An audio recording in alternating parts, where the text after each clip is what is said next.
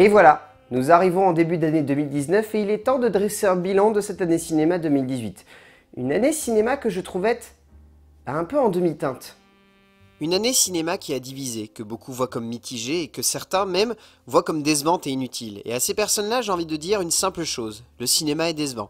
À partir du moment où l'on place trop d'attentes dans quelque chose qui est voué à ne pas nous passionner. Et malheureusement, cette année en soi n'était pas passionnante. Parce que cette année, les films attendus étaient des films voués à être sympathiques, mais jamais voués à totalement révolutionner le 7e art, alors que pourtant, j'ai envie de vous dire que, du haut des nombreux films que j'ai vus en salle, j'en ai vu des perles, et des navets aussi, comme dirait une grande amie. J'entends beaucoup de monde, à gauche et à droite, en haut et en bas, dire que l'année 2018 a été une année décevante et faite de déceptions en termes de cinéma.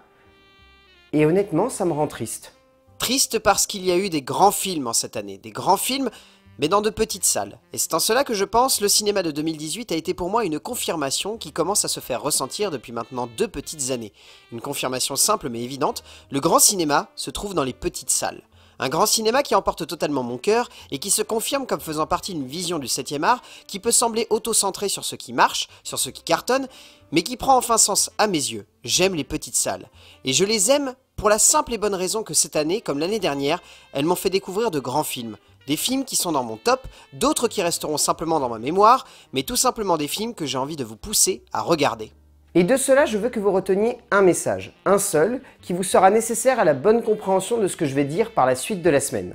Même si vous avez un abonnement Gaumont ou UGC illimité, même si vous trouvez que le cinéma est cher, même si vous pensez que le cinéma n'est pas toujours bon et que prendre des risques pour potentiellement être déçu après n'est pas une bonne chose, essayez tout de même de régulièrement aller dans des petites salles d'art et d'essai.